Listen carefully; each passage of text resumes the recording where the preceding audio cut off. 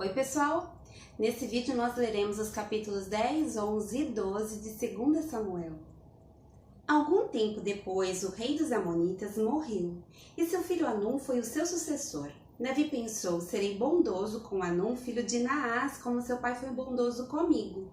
Então Davi enviou uma delegação para transmitir a Hanum seu pesar pela morte do pai dele.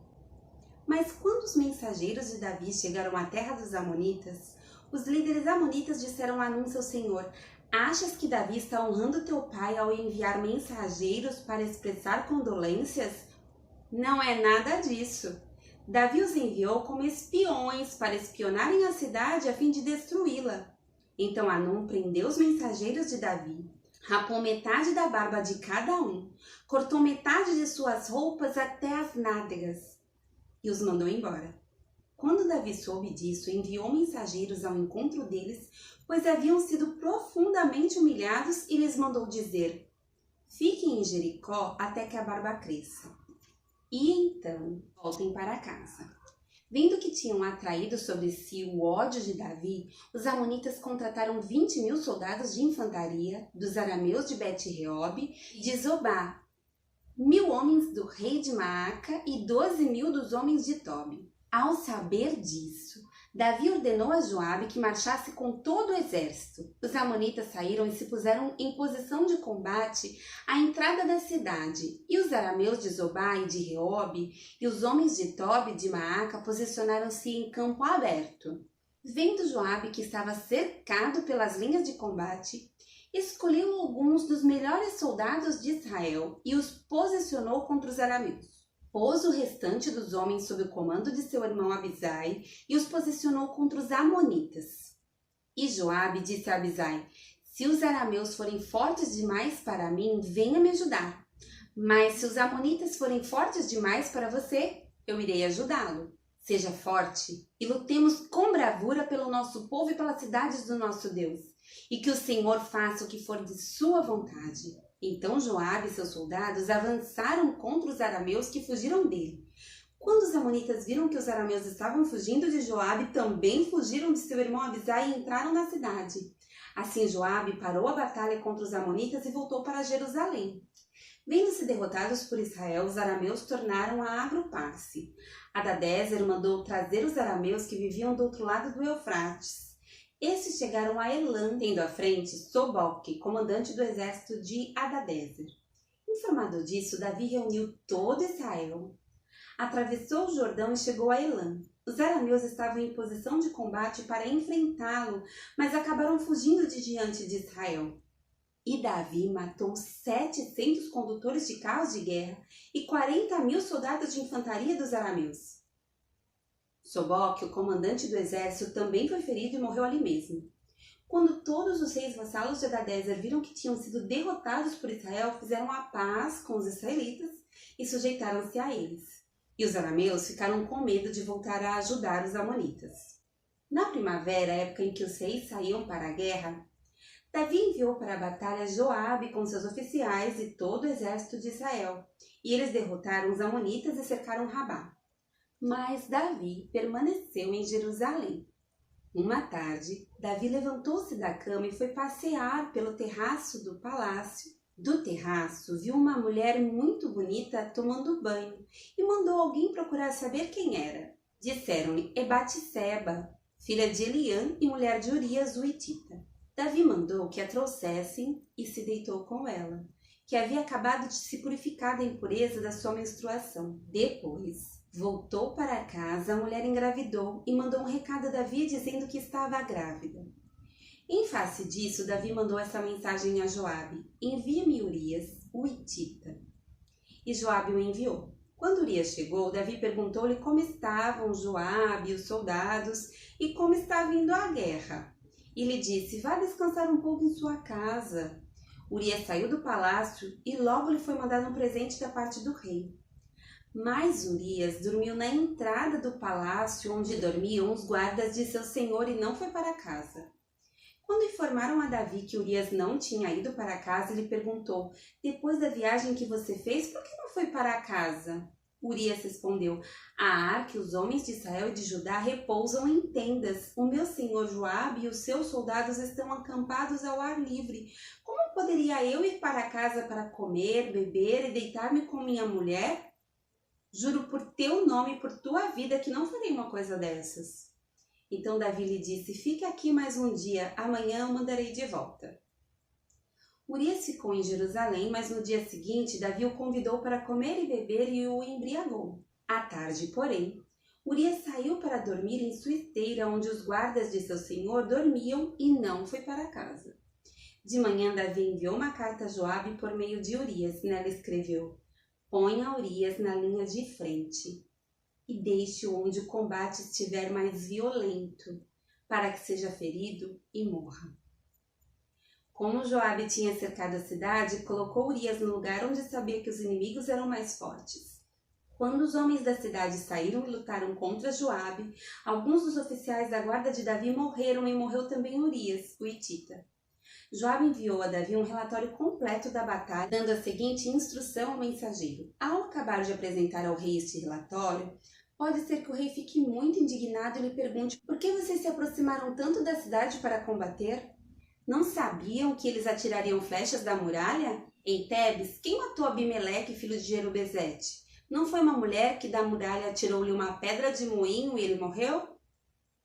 Por que vocês se aproximaram tanto da muralha? Se lhe perguntar isso, diga-lhe: e morreu também o teu servo Urias, o hitita.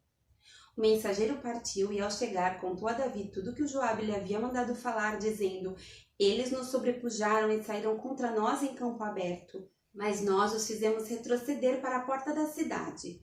Então os flecheiros atiraram do alto da muralha contra os teus servos e mataram alguns deles, e morreu também o teu servo Urias, o hitita. Davi mandou o mensageiro dizer a Joabe: não fique preocupado com isso, pois a espada não escolhe quem devorar. Reforce o ataque à cidade até destruí-la. E assim insistiu com o mensageiro que ele encorajasse Joabe. Quando a mulher de Urias soube o que seu marido havia morrido, chorou por ele. Passado o luto, Davi mandou que a trouxessem para o palácio. Ela se tornou sua mulher e teve um filho dele. Mas o que Davi fez desagradou ao Senhor. E o Senhor enviou a Davi o profeta Natã. Ao chegar, ele disse a Davi: 2 homens viviam numa cidade. Um era rico e o outro pobre. O rico possuía muitas ovelhas e bois, mas o pobre nada tinha, senão uma cordeirinha que havia comprado. Ele a criou e ela cresceu com ele e com seus filhos. Ela comia junto dele, bebia do seu copo e até dormia em seus braços. Era como uma filha para ele. Certo dia, um viajante chegou à casa do rico e este não quis pegar uma de suas próprias ovelhas ou de seus bois para preparar-lhe uma refeição. E, em vez disso, preparou para o visitante a cordeira que pertencia ao pobre. Então Davi encheu-se de ira contra o homem e disse a Natã: juro pelo nome do Senhor que o homem que fez isso merece a morte. Deverá pagar 4 vezes o preço da cordeira por quanto agiu sem misericórdia. Você é esse homem, disse Natã a Davi.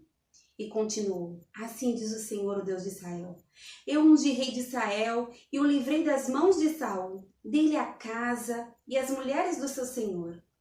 Dei-lhe a nação de Israel e Judá. E se tudo isso não fosse suficiente, eu lhe teria dado mais ainda. Por que você desprezou a palavra do Senhor, fazendo o que ele reprova?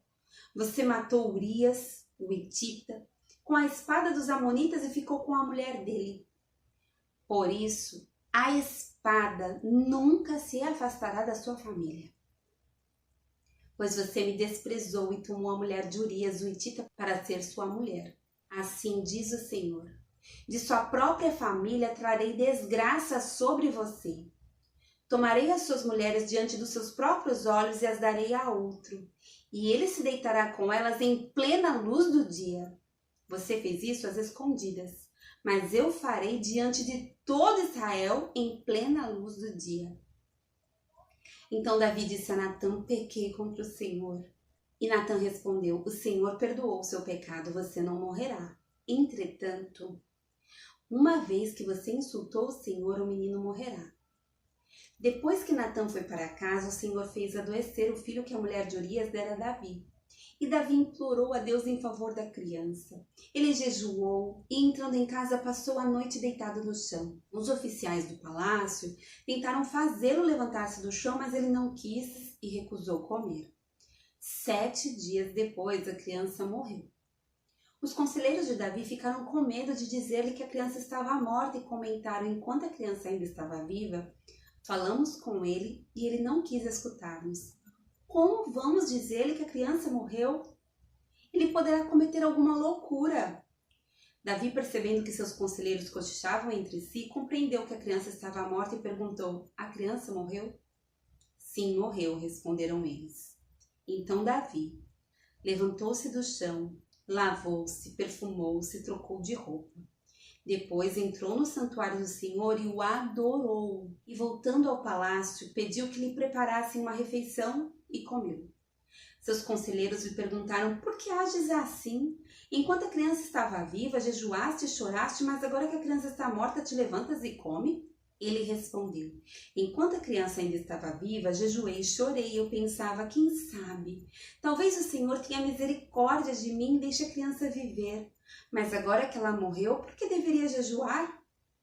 Poderia eu trazê-la de volta à vida? Eu irei até ela, mas ela não voltará para mim. Depois, Davi consolou sua mulher Batseba e deitou-se com ela. E ela teve um menino, a quem Davi deu o nome de Salomão. O Senhor o amou e enviou o profeta Natã com uma mensagem a Davi. E Natã deu ao menino o nome de Gedidias. Enquanto isso, Joabe atacou Rabá dos Amonitas e conquistou a fortaleza real. Feito isso, mandou mensageiros a Davi dizendo: lutei contra Rabá e apoderei-me dos seus reservatórios de água. Agora convoca o restante do exército, cerca a cidade e conquiste-a, senão eu terei a fama de havê-la conquistado. Então Davi convocou todo o exército, foi a Rabá, atacou a cidade e a conquistou. A seguir, tirou a coroa da cabeça de Moloque, uma coroa de ouro de 35 quilos, ornamentada com pedras preciosas, e ela foi colocada na cabeça de Davi. Ele trouxe uma grande quantidade de bens da cidade, trouxe também os seus habitantes, designando-lhes trabalhos como serras, picaretas e machados, além da fabricação de tijolos. Davi fez assim com todas as cidades amonitas. Depois voltou com todo o seu exército para Jerusalém.